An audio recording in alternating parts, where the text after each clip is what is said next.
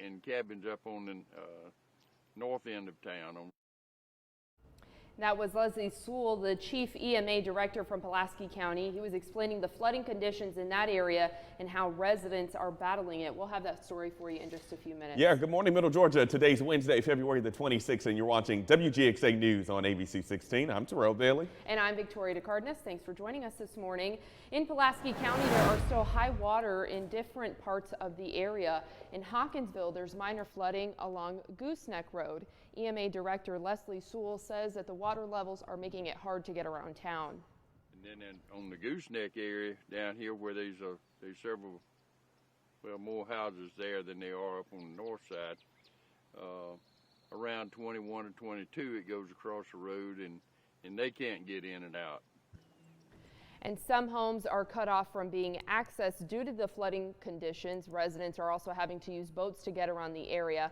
EMA officials are asking people to not come out there if they can help it because the water is still very swift. That's right, Victoria. And in East Dublin, the city has seen its fair share of wet weather, which has caused the Oconee River to flood some homes. This is actually according to Bill Lard, who's with the Lawrence County EMA. He says that the Oconee River is back in its banks. It crested just over 26 feet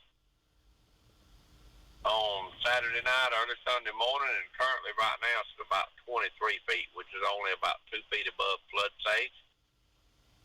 And we actually have been fortunate with the river going down since Saturday because it's letting all of the water that we got and accumulated last week actually run off. You know, from the flash flooding and everything else that we've had. Lard went on to tell us that the remaining rain that we have for this week, he does not anticipate the water level in the Oconee River to rise to flood stage level. On a bizarre note, we actually spoke to one resident and she says certain wildlife, including alligators, were floating in front of her yard after these storms. And it's crazy because we were just looking at that video, Victoria, and we were like, what is that? Right, and speaking of Lawrence County, we're starting you off with a live look at Dublin this morning. Since flooding is our top story, we want to check in on the conditions in that area. Yeah, let's go ahead and bring in Gary Thigpen with the latest. So good morning, Gary. What can you tell us about the flooding conditions in Lawrence County? Well, good morning, Victoria and Terrell. Right now, it looks like the flooding is pretty much at its peak, but we still do have some flood warnings for a couple of rivers here.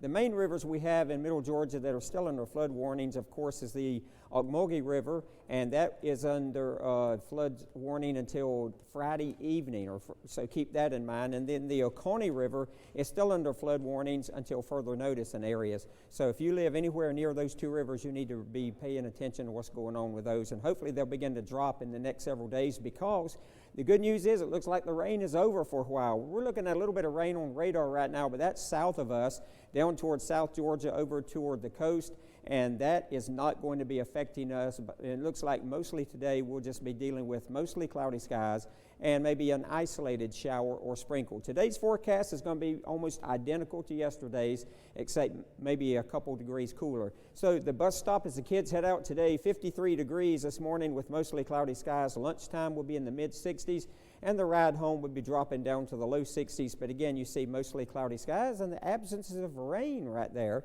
Looking at temperatures across the state right now, 40 up in Rome, 50 here in Macon, 65 in Valdosta. So you see that graduation of temperatures. So it's going to be a mild day today, cloudy, but the good news is it looks like the rain is pretty much done for. Good morning, I'm Amaris Jenkins, and I'll be checking in throughout the show with the latest breaking news. This morning, I'm following a devastating story out of Jacksonville, Florida. The Nassau County Sheriff's Office said yesterday a 16-year-old boy was shot and killed. In a press conference, officials described the deadly shooting as a drug deal gone bad. The three suspects involved are also teenagers. All are 16 and 17 years old. The victim, Trent Ford, was a football player at a local high school. He was shot in the chest. His mother told local news outlets she misses him already. Now, additional security has been placed at West Nassau High School, where grief counselors are helping students deal with the loss of their fellow classmate. It's unclear if the suspects attended the school as well. Stay tuned for more breaking news. All right, good work, Amaris. Well, there's a lot of developing stories happening all across the globe, and we're going to bring you up to speed on the ones that we're tracking closely.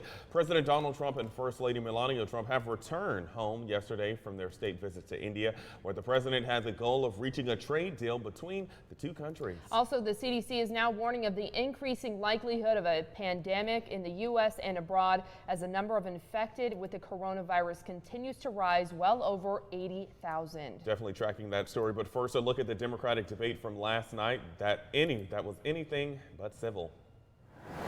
All 7 of the Democratic candidates took to that debate stage last night, the first time they've all been together, and the debate turned into chaos pretty quickly, with candidates ignoring time limits and fighting to talk over one another. Candidates were going after everyone, but one person found himself the main target of the night, and that was frontrunner Senator Bernie Sanders. Bernie and I agree on a lot of things, but I think I would make a better president. Bernie, in fact, hasn't passed much of anything. Imagine spending the better part of 2020 with Bernie Sanders versus Donald Trump. I'm hearing my name mentioned a little bit tonight.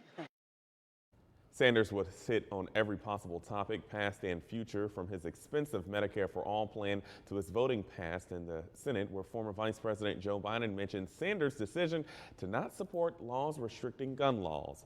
A major focus was on Sanders' words of praise for policies of Fidel Castro. Now, Sanders fought back against his critics on stage, saying all authoritarian governments are bad, no matter who they are. Authoritarianism of any stripe is bad, but Period. that is different than saying that governments occasionally do things that are good. All right, now back here at home in Georgia, a salvage company suing to halt the removal of a capsized cargo ship along the coast appears to be backing off and claims that sawing the vessel into huge chunks would threaten the environment. Well, yesterday, officials from the salvage firm acknowledged in a U.S. district court that they would be willing to dismantle the ship using the same method their lawsuit condemns. Well, Judge Lisa Godbee said Godbee Wood told attorneys she was surprised after court filings sought an injunction against a competing salvage company on the grounds of averting an environmental disaster. If you remember, the Golden Ray overturned near St. Simon's Island in September with 4,200 cars in its cargo decks. And state lawmakers could be changing how vehicle tax revenue is split among local governments. House members voted 157-1 on Tuesday for House Bill 779, sending it to the Senate for more debate. Georgia charges a combined title fee and property tax when an owner first registers their car in the state. That was a change from the earlier system of annual property tax payments. Now, 28% of shared revenue goes to counties, 23% goes to cities, and 49% to a county school district. The bill would give cities 28% and counties 23%. In cities with their own school districts, city governments would actually get more. Well, TSA is banning TikTok. Coming up, we'll tell you why they made this decision and the other national departments that are also banning the use of the app.